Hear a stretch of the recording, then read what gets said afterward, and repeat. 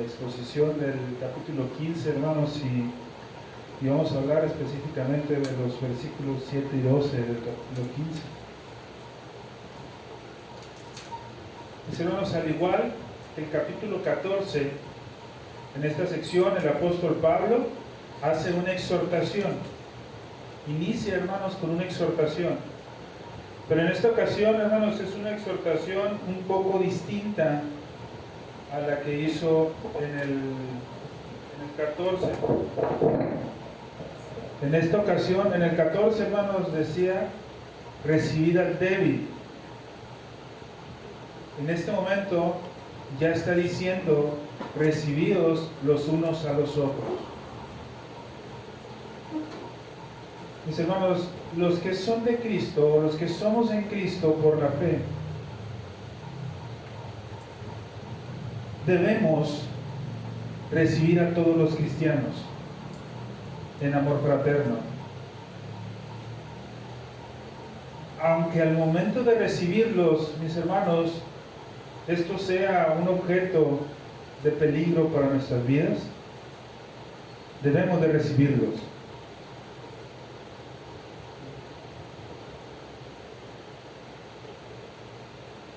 Aunque tengamos entendimiento de cosas distintas en cuanto a argumentos menores, tenemos que recibirlos. En aquel tiempo, hermanos, el apóstol Pablo le estaba haciendo una exhortación a la iglesia en Roma para que no hubiera diferencias entre aquellos que guardaban ciertos días, que eran los judíos, o ciertas comidas, y aquellos que no lo hacían, que eran los gentiles. Hoy, hermanos, vivimos cosas similares. Y la exhortación, mis hermanos, que debemos vivir en este tiempo es que nos recibamos unos a otros. Aunque haya desacuerdos en algunas cuestiones, debemos dejar y hacer a un lado estas, porque la invitación que nos da la palabra de Dios, hermanos, al pueblo de Dios, es que nos recibamos unos a otros.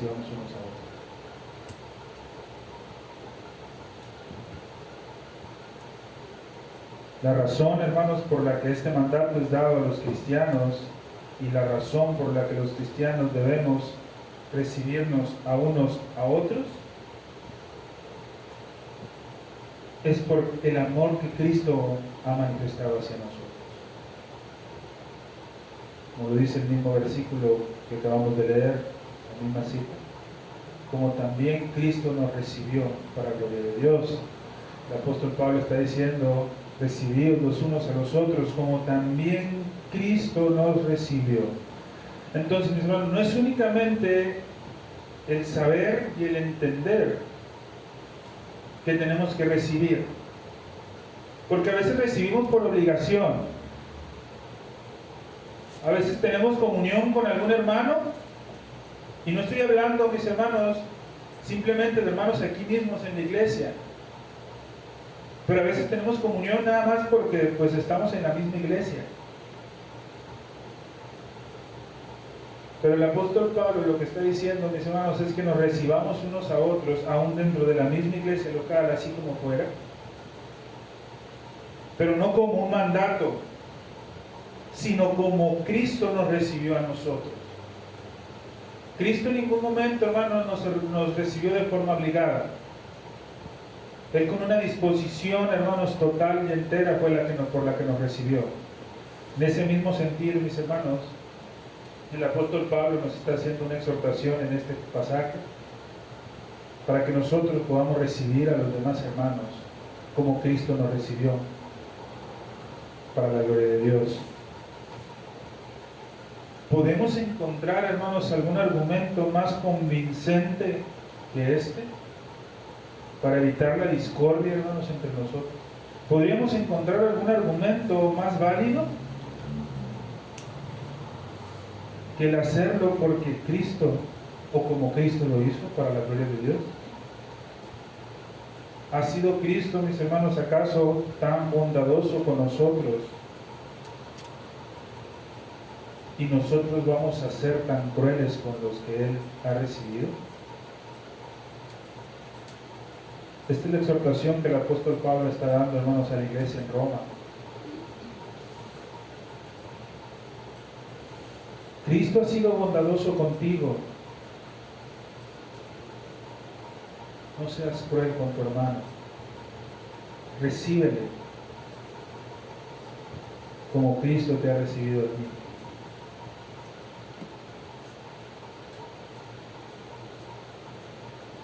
Si cuando nosotros éramos extraños o enemigos más bien de Cristo, Él nos recibe en un pacto de gracia tan maravilloso que representa un matrimonio con Él mismo para tener una comunión santa y agradable, y todo esto lo hace para la gloria de Dios.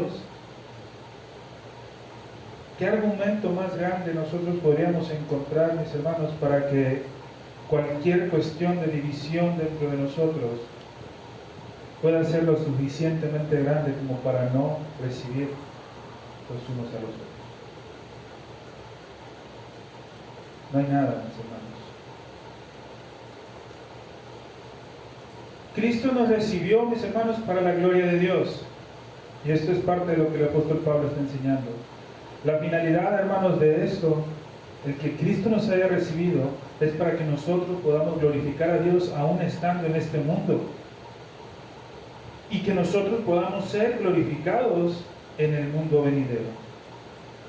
Era, hermanos, la gloria de Dios y nuestra gloria en el disfrute de Dios, lo que Cristo, ¿sí?, en sus ojos estaba a considerarnos al recibirnos.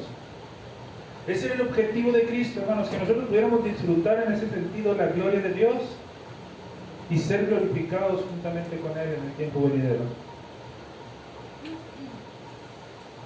En ese sentido, mis hermanos, nosotros no podemos rechazar a aquel hermano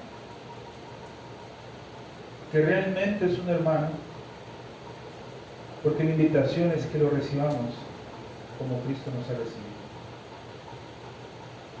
Somos todos, hermanos, llamados a una gloria eterna por Cristo Jesús. Dice el Evangelio de Juan, capítulo 17, versículo 24, Padre, aquellos que me has dado, quiero que donde yo estoy, también estén conmigo, para que vean mi gloria que me has dado, porque me has amado desde antes de la fundación del mundo. El Señor Jesucristo, mis hermanos, está pidiéndole al Padre que aquellos que les dio estén con Él. A veces, hermanos, vemos el cristianismo como parte de un, no sé cómo decir la palabra correcta, hermanos, club social, en el que estamos reunidos, hermanos, con un objetivo en común, por así decirlo, pero en el que nada más nos procuramos quizás los domingos que nos vemos aquí, y aquellos que quizás puedan estar entre semana. Cuando los lazos, hermanos, que la Escritura pone dentro de las iglesias, hermanos, son de hermandad. ¿Alguna vez se ha preguntado, mi hermano, por qué la iglesia o por qué la Escritura nos llama a que seamos hermanos? ¿Por qué se llama, hermanos, a nuestro Dios? ¿Por qué le llamamos Padre? ¿Por qué le llamamos al otro consiervo que está a un lado de nosotros como siervo del Señor Jesucristo? ¿Por qué le llamamos hermano? Recordemos lo que hemos estado estudiando, mis hermanos, sobre cómo Dios revela o acomoda su revelación para que nosotros la podamos entender. En ese sentido, mi hermano, nosotros entendemos el amor del Padre y la relación entre hermanos. Hermanos, no estamos buscando hacer menos la familia que el Señor nos ha dado en nuestros hogares, porque es una responsabilidad propia que dio. Pero en la iglesia, mis hermanos, nos recibimos como familia. Y a lo mejor usted va a decir, pues sí nos recibimos como familia, porque en nuestra familia nos llevamos como perros y gatos. Pero ese no es el mandato, mis hermanos, que Cristo nos ha dado. Dice que como Cristo, seamos una familia, hermanos, recibiéndonos como Cristo nos recibió a nosotros para la gloria de Dios. Hermanos, el Señor Jesucristo nos recibe para una felicidad que va más allá de aquello que podamos comprender. Tenemos que gozarnos en esto. Tenemos que aprender a gozarnos en esto. Debemos aprender a recibirnos unos a otros para la gloria de Dios. Es decir, hermanos, que en este tiempo Dios sea glorificado, tiene que ser nuestra finalidad en todo lo que hagamos. Todo lo que hagamos, hermanos, tiene que llevar la finalidad de que Dios sea glorificado. El día de hoy, hermanos, estamos recogiendo una despensa que va a ser entregada a una familia que lo necesita. Si esa despensa es entregada a una familia que lo necesita, pero no lleva la finalidad que Dios sea glorificado, no sirve de nada. Y a lo mejor vamos a pensar, es que Dios va a ser glorificado en el que nosotros hagamos lo que nos corresponde. Sí, mi hermano, pero aquella persona a la que se está entregando, hermanos, también cómo está glorificando a Dios. ¿Le está sirviendo esa despensa, mis hermanos, para tener, en el sentido humano hablando, una relación más íntima con Dios? ¿O le está sirviendo únicamente para satisfacer una necesidad humana, como lo es el alimento? Si es nomás para satisfacer una necesidad humana, como lo es el alimento, hermanos, estamos haciendo obra asistencial. Y la iglesia no está llamada a eso. La iglesia, hermanos, el ministerio de la iglesia está llamado, hermanos, a glorificar a Dios. Entonces, todo lo que hacemos tiene que ir enfocado a glorificar a Dios. El recibirnos los unos a los otros, hermanos, tiene que ir enfocado a glorificar a Dios. Por eso aún, hermanos, el ejercicio de la disciplina eclesiástica tiene que ir orientado a glorificar a Dios.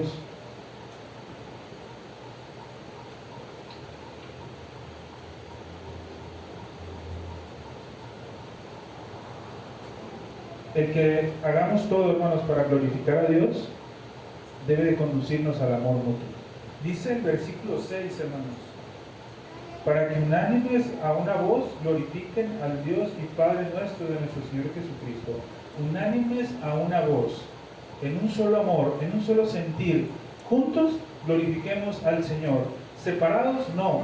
Juntos, a una sola voz. Es como glorificamos a Dios, hermanos. Y tenemos que aprender a distinguir esto. En la iglesia de Roma, hermanos, como hablábamos, lo que era motivo de discordia era un conocimiento distinto acerca de las comidas y bebidas que surge, hermanos, por la distinción entre judíos y gentiles. Y el apóstol Pablo, hermanos, para prevenir y de alguna manera argumentar a favor o en contra de esta diferencia que se estaba haciendo, el apóstol Pablo les hace ver cómo el Señor Jesucristo los ha recibido tanto como judíos y como gentiles, haciéndolos uno solo y convirtiéndolos en un hombre nuevo.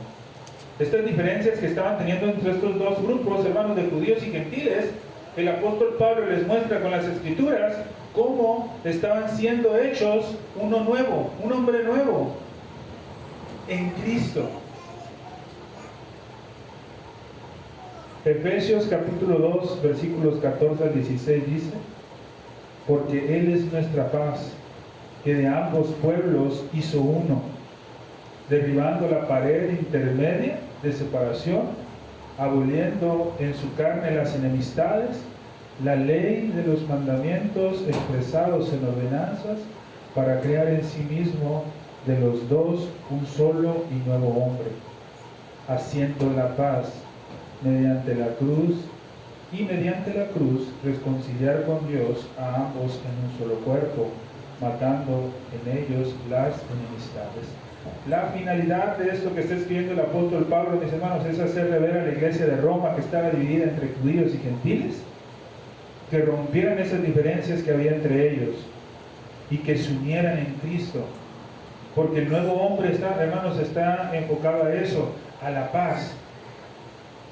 Y esa paz que lleva a glorificar a Dios. Pero también recordemos que anteriormente dice que esa paz nunca va a estar por encima de la verdad, sino que la verdad va a estar por encima de la paz.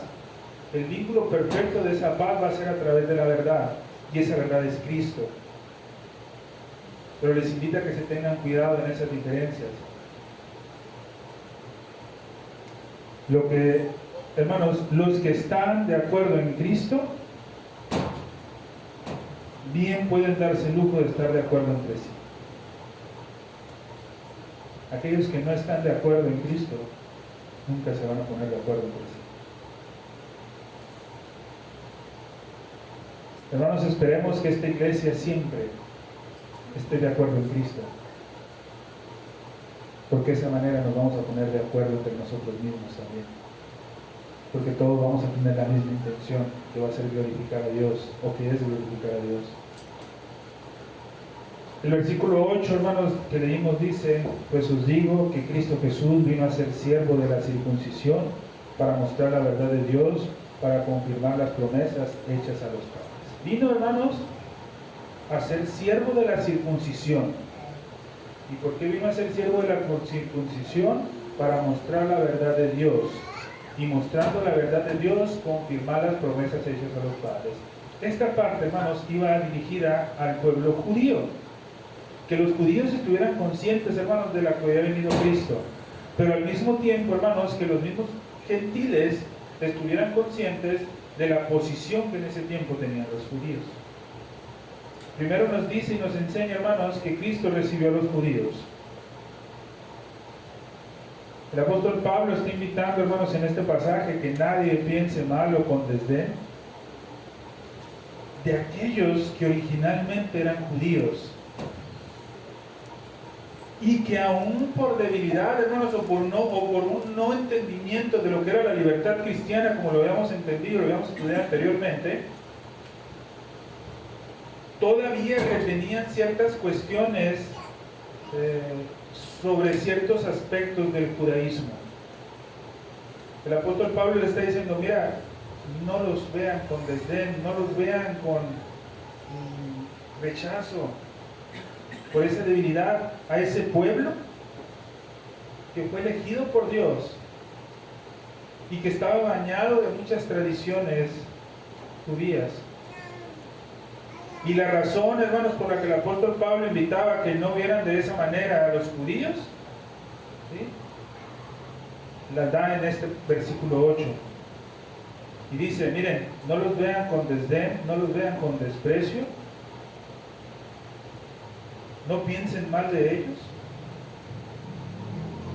porque ellos hicieron las cosas bien. No, hermanos, todos sabemos, hermanos, que ellos como judíos, pecado tras pecado tras pecado estuvieron cometiendo, quebrantando tras quebrantando el pacto, todos los pactos. No, hermanos, esa no fue la razón por la que el apóstol Pablo les decía que tuvieran misericordia de ellos y que no los miraran con desdén y con desprecio. La razón, hermanos, por la que el apóstol Pablo hacía esa invitación es porque Jesucristo fue ministro de la circuncisión.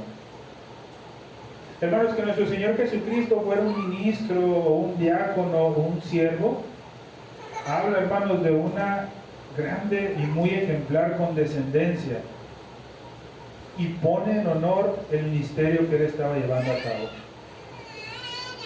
Pero que lo nombrara, mis hermanos, como un ministro de la circuncisión hace referencia a que el mismo Señor Jesucristo fue circuncidado y el mismo Señor Jesucristo fue hecho bajo la ley, y la propia persona del Señor Jesucristo predicó el evangelio a los judíos que eran de la circuncisión. Y esto es lo que está enseñando el apóstol Pablo. Les está diciendo: miren, no los desprecien. El Señor Jesucristo fue ministro de la circuncisión, y fue ministro de la circuncisión por la verdad de Dios. Lo que les predicó era verdad, hermanos, porque vino al mundo para dar testimonio de la verdad. Hermanos, notemos lo que el Señor Jesucristo responde a Pilato, ¿sí? Cuando le pregunta: luego, ¿eres tu rey? Nuestro Señor Jesús le responde: hermano, tú dices que soy rey. Yo para esto he nacido y para esto he venido al mundo, para dar testimonio de la verdad, dice nuestro Señor Jesucristo. Todo aquel que es la verdad, oye mi voz. Oye su voz, porque Él es la verdad. El mismo Señor Jesucristo dijo, hermanos, en el Evangelio de Juan, yo soy el camino, la verdad y la vida, y nadie viene al Padre sino por mí. Jesús vino y cumplió las promesas que se le fueron dadas a los patriarcas. Por esa razón, hermanos, el apóstol Pablo les está diciendo a los gentiles que no miren con desprecio a los judíos. El Señor Jesucristo cumplió las promesas dadas a los patriarcas sobre la misericordia especial que Dios tenía para su simiente. Como les decía ahorita, hermanos, no fue por mérito de los judíos, únicamente fue por la verdad de Dios que fueron distinguidos de esa manera. Fueron distinguidos de esa manera, mis hermanos, los judíos, para que Dios se probara a sí mismo fiel a estas palabras que Él había dado. Para probarle a los judíos, hermanos, que Dios era fiel. No, hermanos, para manifestar Dios mismo, a Él mismo, que Él era fiel. Para que la honra y la gloria le recibiera Él mismo. Por esa razón nuestro Señor Jesucristo vino a cumplir esas promesas. Se prometió, hermanos, que en la simiente de Abraham serían bendecidas todas las naciones en la tierra. Y eso se cumplió, mis hermanos. En la simiente de Abraham, todas las naciones de la tierra fueron bendecidas. Hubo muchas providencias intermedias, hermanos, sucesos que pasaban, que parecían debilitar esas promesas, sucesos que amenazaban con la decadencia total del pueblo judío. Pero cuando el Mesías príncipe, apareció en la plenitud de su tiempo, como aquel ministro de la circuncisión que estaba prometido, todas esas promesas que se miraban como que no se estaban cumpliendo y que estaban a punto de desaparecer, fueron confirmadas. Y la verdad de ellas se hizo manifiesta porque en Cristo toda promesa de Dios, tanto las del Antiguo Testamento como las del Nuevo Testamento, dice la palabra de Dios que son en Él sí y son en Él amén. Por esa razón, hermanos, nuestro Señor Jesucristo estaba viniendo. Las promesas hechas a los padres, mis hermanos, que nos habla este pasaje, se refieren al pacto de gracia. Este pacto de gracia que estaba oscuramente administrado bajo el Antiguo Testamento, pero que en el Nuevo Testamento traía más luz por medio del Evangelio. Y esa era la misión de Cristo, hermanos, confirmar ese pacto que lo menciona Daniel capítulo 9, versículo 27. Cuando hablamos de las profecías de las 70 semanas de Daniel, en la parte del versículo 27 dice, y por otra semana se confirmará el pacto con muchos, a la mitad de la semana hará cesar el sacrificio y la ofrenda. Y eso fue lo que pasó. Entonces, mis hermanos, el apóstol Pablo le está diciendo a la iglesia en Roma, miren gentiles, no miren con desdén a los judíos, aún teniendo esta y estas otras prácticas, no porque ellos se lo merezcan, sino porque Jesús cumplió las promesas de Dios. Y porque Jesús cumplió las promesas de Dios, ustedes tienen que recibirlos como Él los recibió a ustedes, para glorificar a Dios. Es una exhortación fuerte, mis hermanos, al pueblo gentil, de los que formaban parte de la iglesia de Roma. Pero la cosa no termina ahí. Ahora viene la exhortación a los judíos, porque también, hermanos, nuestro Señor Jesucristo recibió a los gentiles. Y esto nos lo muestra del versículo 9 al 12. Del versículo 9 al 12, mis hermanos, nosotros vemos el favor de Cristo a los gentiles, llevándolos a alabar a Dios. Cristo vino, mis hermanos, para manifestar la obra de la iglesia en la tierra. Esto es para lo que viene Cristo, hermanos. Cristo, hermanos, pagó lo que la iglesia debía.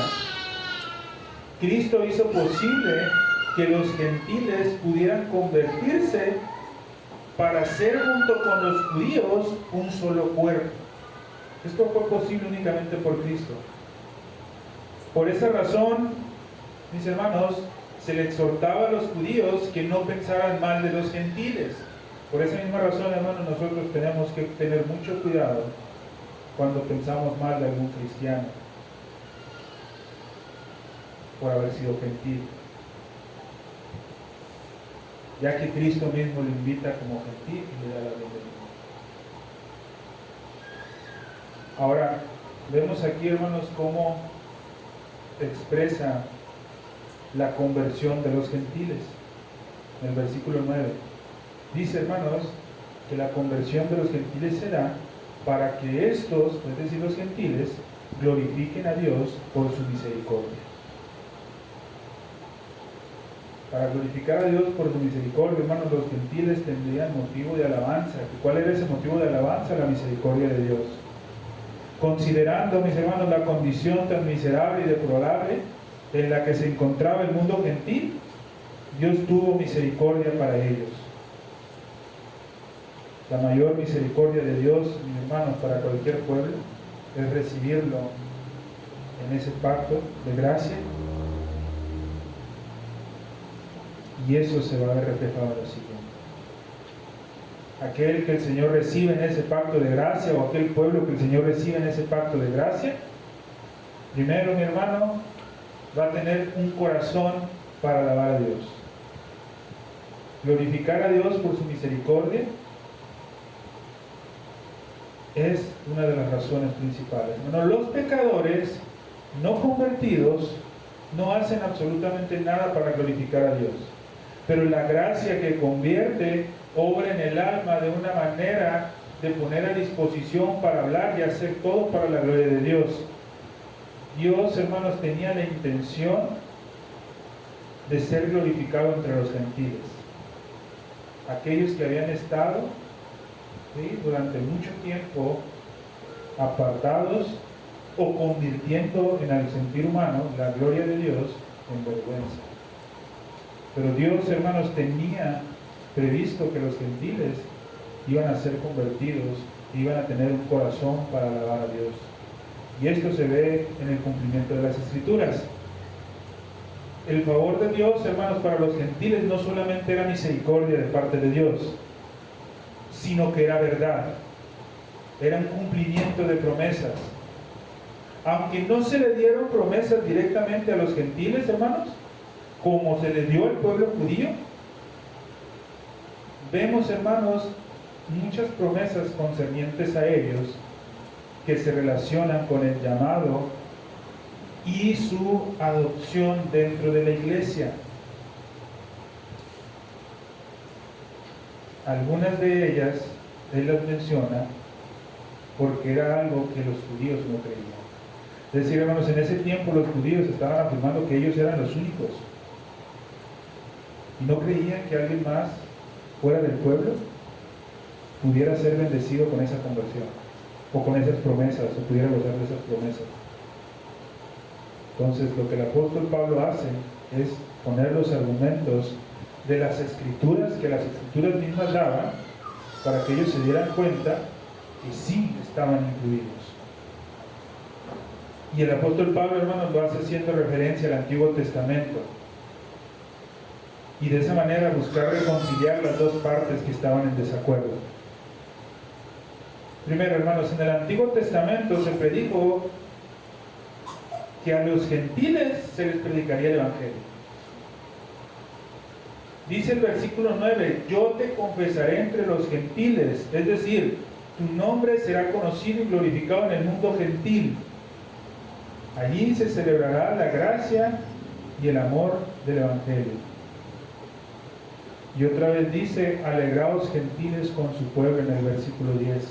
Aquí está citando, mis hermanos, aquel cántico de Moisés, en Deuteronomio 32, versículo 43, donde dice, alabad naciones a su pueblo, porque él vengará la sangre de sus siervos y tomará venganza de sus enemigos y hará expiación por la tierra de su pueblo.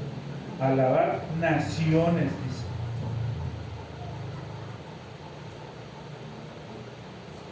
Naciones. cuando hacían referencia, hermanos, a los pueblos de Israel, siempre hacían referencia como tribus. Cuando hablaba de naciones, hermanos, se refería a todas las naciones. Y el cántico de Moisés, hermanos, está diciendo alabad naciones. Es decir, que los gentiles iban a alabar. Y iban a alabar, hermanos, porque Cristo iba a confesar el Evangelio entre los gentiles. Y luego también observemos que dice que fueron incorporados entre su pueblo y se regocijaban con su pueblo. Ningún gozo mayor puede llegar a ningún pueblo que la venida del Evangelio entre ellos con poder. No hay nada tan maravilloso como que el Evangelio venga con poder. Versículo 11 dice, para que alaben a Dios. Alabad al Señor todos los gentiles. Aquí está citando el Salmo 117.1, mis hermanos. Salmo 117.1 dice, alabad a Jehová, naciones todas, pueblos todos, alabadle. La gracia que convierte hace que las personas alaben a Dios y nos proporciona el más rico material que nosotros como hombres pudiéramos tener para alabanza por medio de ese corazón nuevo y que nosotros podamos hacer todo esto. Los gentiles habían estado durante mucho tiempo alabando a ídolos de madera, de piedra, pero ahora son llevados a alabar al Señor. Y de esto habla David en espíritu al llamar a todas las naciones a alabar al Señor. Se da a entender de esa manera que tendrán conocimiento de Él, hermanos. Versículo 12 dice, para que crean en Cristo. Este versículo afirma, mis hermanos, diciendo, estará la raíz de Isaí y el que se levantará a regir con los gentiles esperarán en él. Lo que hace Pablo aquí, hermanos, es citar el Antiguo Testamento, nuevamente, hermanos, Isaías 11:10, e interpretar ese texto a la luz de Cristo.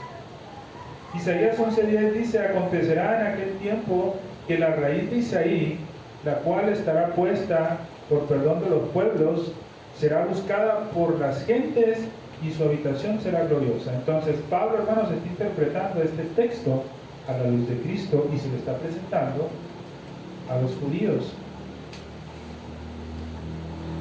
Vemos, hermanos, cómo primero presenta la revelación de Cristo como Rey de los gentiles. Aquí se le llama la raíz de Isaí, es decir, hermanos, una rama de la familia de David, que es la vida y la fuerza de la misma familia. En el versículo de Isaías, capítulo 11, versículo 1, hermanos, empieza diciendo, saldrá una vara del tronco de Isaí y un vástago retoñará de sus raíces. Cristo, hermanos, era el Señor de David y sin embargo también era el Hijo de David. Recordemos que, hermanos, David le llama Señor y nuestro Señor Jesucristo le pregunta entonces, si David le llama Señor, ¿cómo puede ser su hijo? Porque Cristo, hermanos, era la raíz y el linaje de David. Apocalipsis 22:16, hermanos. Vamos a ir por allá.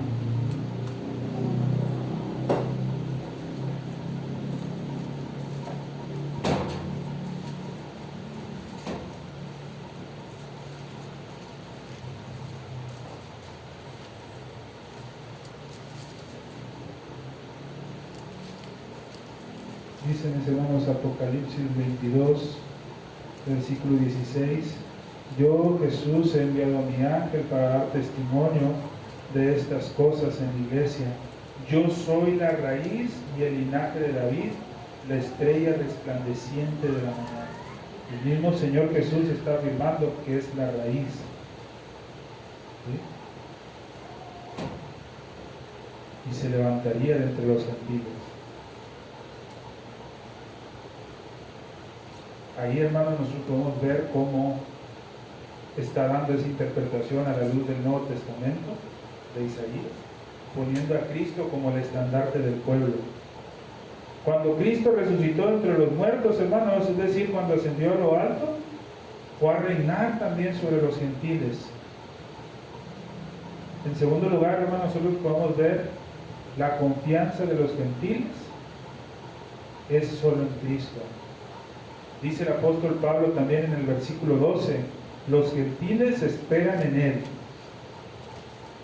La fe, hermanos, es la confianza del alma puesta en Cristo y que depende totalmente de Él. Pablo lo tiene bien claro y afirma, mis hermanos, que los gentiles buscarán a Cristo. La forma en la que los gentiles buscarán a Cristo, hermanos, es por medio de la fe en Cristo como Salvador. Y de esa manera van a encontrar a Cristo, o encontrarían a Cristo capaz y dispuesto a salvar, y así confiar en Él. Los que le conocen, dice, confiarán en Él. Esta búsqueda de Él, hermanos, es el efecto de aquella confianza que se pone en Él, buscándolo por medio de ¿qué? De la oración y de su palabra, hermanos. Nunca, hermanos, una persona buscará a Cristo si primeramente no confía en Él. La confianza, hermanos, es la madre, y la diligencia, hermanos, es el uso de los medios. Es reconocida como la hija. De esa manera, hermanos, se presentan tanto judíos como gentiles unidos en el amor de Cristo. Unidos en amor mutuo, hermanos, tanto judíos como gentiles. Esto, hermanos, es lo que el apóstol Pablo nos está tratando de enseñar en esta carta de Romanos, en este pasaje que acabamos de leer en el capítulo 15. Hermanos, esto nos lleva a preguntarnos cómo lo aplicamos en la vida diaria. ¿Cómo vivimos esto que el apóstol Pablo está enseñando? Porque bien podemos nosotros interpretar este pasaje de las Escrituras y decir, bueno, ok, está bien, le está diciendo esto a los judíos y a los gentiles de aquel tiempo. ¿Qué debo de ser igual de misericordioso con los judíos ahorita? Que la nación de Israel, hermanos, sigue metida en un mundo de pecado, negando a Cristo. ¿Qué debo de ser igual de misericordioso con ellos y recibirlos aun cuando ellos rechazan el Evangelio? Debo de ser misericordioso, mis hermanos, en el sentido de predicarle el Evangelio. Pero esto aún tiene una aplicación, hermanos, más directa con nosotros, porque nosotros ahorita aquí entre nosotros podemos ver que no hay ni un solo judío. Y quizás usted se puede preguntar entonces, mi hermano, ¿de qué manera yo aplico este texto a mi vida? Porque la interpretación ya la conocemos, no la acabamos de ver. Ahora, ¿de qué manera lo aplico en mi vida?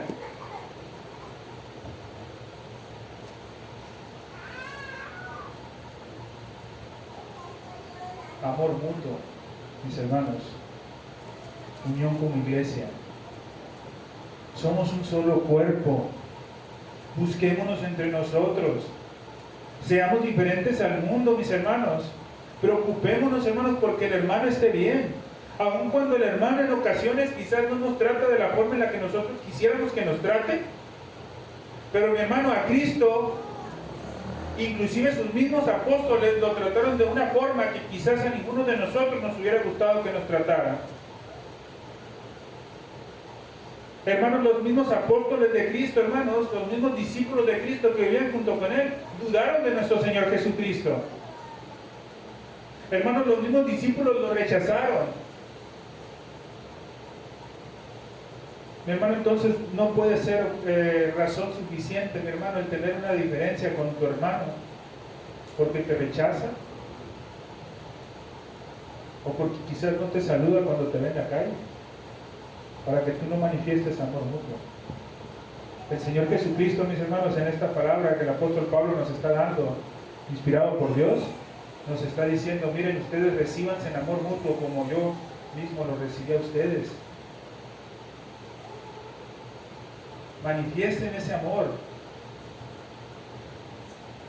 Y no solo lo manifiesten entre ustedes que están aquí, manifiéstenlo también en el mundo gentil, en aquellos que son pecadores. Si es cierto, tú eres un pecador, mi hermano, todos los que somos aquí somos pecadores, pero por la misericordia de Dios se ha transformado nuestras vidas y podemos con un corazón sincero, mi hermano, todo aquel que ha sido como transformado por el Señor, ha puesto su confianza en Cristo, podemos con un corazón sincero, mis hermanos, alabar y adorar a Dios. Pero también el Señor me dice que muestre el amor para con los gentiles.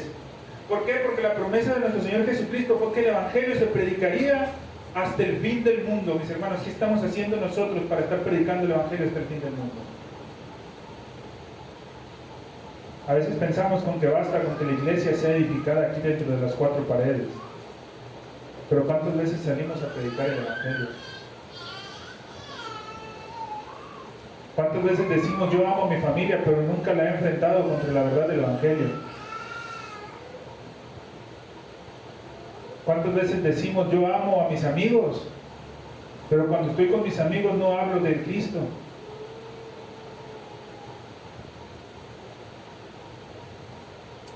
A veces tomamos extremos, mis hermanos, y a veces decimos yo mejor pierdo la amistad con los del mundo. Y ya no le hablo a aquellos con los que me juntaba.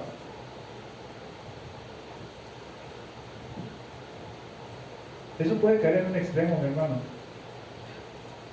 Porque te imaginas si el que te predicó el Evangelio a ti le hubiera dicho lo mismo. Sí, hermanos, entendemos que por la misericordia de Dios, hermanos, y en su elección divina, cada uno de los que estamos aquí estamos, hermanos, porque Dios así lo quiso.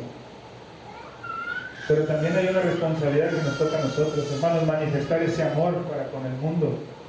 ¿Cómo manifestamos ese amor para con el mundo, hermanos? Predicando el Evangelio. De nada sirve, mi hermano, que estemos aquí nosotros reunidos este día, a esta hora, orando por los familiares que van a ser, que queremos que sean convertidos. De nada sirve si no les predicamos el Evangelio, porque no van a invocar el nombre de nuestro Señor Jesucristo si el Evangelio no llega a sus vidas. Tiene que llegar aquel poder que viene de parte de Dios, hermanos, que va a producir esa tristeza en la vida de ellos, que los va a transformar y que van a poder alabar al Señor. Pero esto no va a pasar, mi hermano, si tú, si yo no vamos y le predicamos el Evangelio.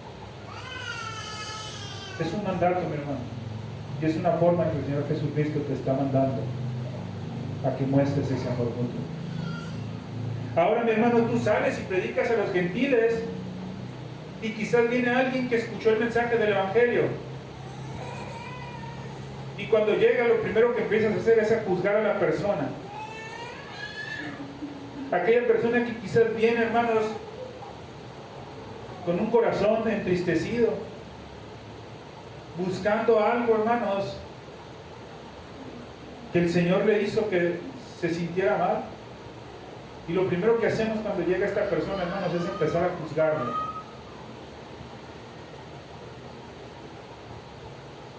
Cuando quizás, hermanos, esta persona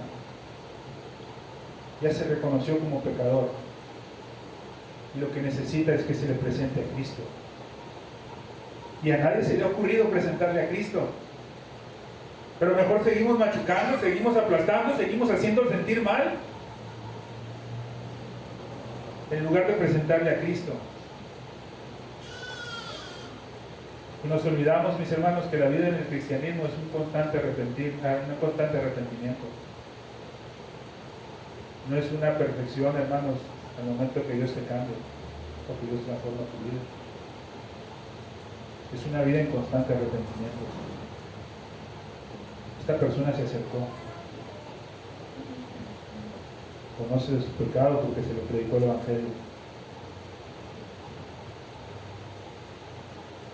Por esa razón, hermanos, algunas veces cuando la Escritura nos enseña las respuestas a aquellos que decían qué tengo que hacer para ser salvo, por esa razón algunas veces decían arrepiéntete para con Dios, pero otras veces decía cree en el Señor Jesucristo, y a veces las utilizaba juntos. Tenemos, hermanos, que ser sumamente, hermanos, o discernir de forma correcta cuando predicamos el Evangelio una persona necesita escuchar más un arrepiéntete para con Dios, pero también tenemos que ser y discernir cuando una persona necesita escuchar más confía en el Señor Jesucristo, porque de esa manera estamos predicando el Evangelio de forma correcta. Cuando exhortamos, mis hermanos, en disciplina, la mejor forma de manifestar el amor, hermanos, entre hermanos, es con la disciplina.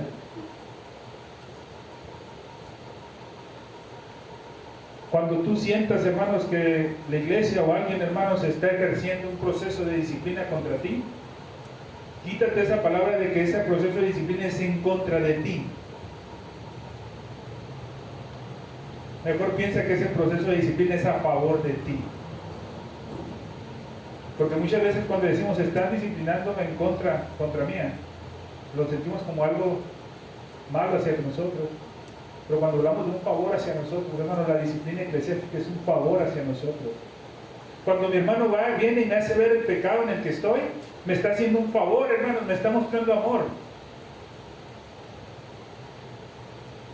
Y la Escritura me dice que lo reciba para glorificar a Dios juntos. Pero cuando ese hermano se arrepiente también, hermanos, y reconoce ese error, o también no lo reconoce, la Escritura me está diciendo, mira, no juzgues a la persona por eso. Sigue recibiéndolo. Llegará un tiempo y un proceso necesario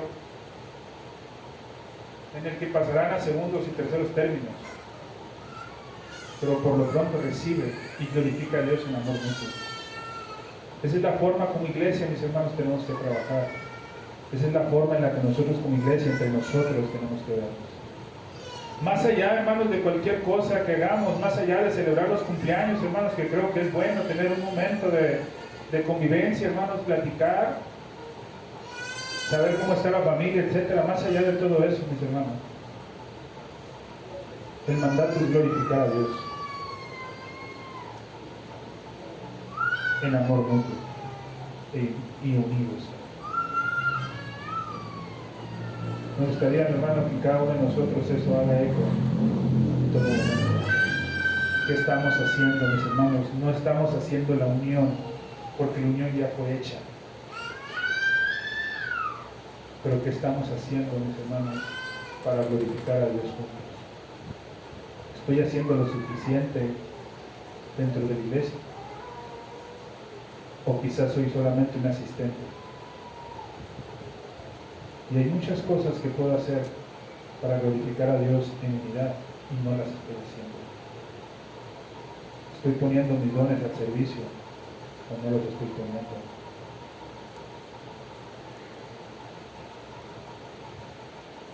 Vamos a orar, hermano. Padre Santo, Señor, te agradecemos, mi Dios, por esta media mañana que nos has dado, mi Señor, en este tiempo en el que buscamos, mi Señor, glorificar y exaltar tu santo nombre. Te pedimos, mi Señor, que tu nombre sea santificado en esta mañana. Que, Padre, tú seas quien en todo momento esté tocando nuestro corazón para exaltar y glorificar tu santo nombre. Perdona, mi Señor, aquellas fallas que cometemos, mi Dios. Te suplicamos, mi Dios, que nos ayudes y nos enseñes a perdonar a aquellos que nos ofenden también, porque sabemos que tú nos has perdonado a nosotros. Enséñanos, mi Dios, a que cada uno de nuestros dones puedan ser puestos a servicio de tu obra y que sirvan para edificación de la iglesia, mi Dios. Enséñanos, mi Dios, a cada día ser más humildes, a cada día poder servir más, a cada día comprometernos más con tu obra. Te suplicamos, mi Dios, que el alimento necesario para nuestro espíritu sea puesto en nuestra mesa. Te suplicamos, mi Dios, que no nos dejes caer en la tentación. Gracias, Padre, por todo esto y líbranos del mal. Amén. Bien, nos vamos a tener un momento, hermanos, para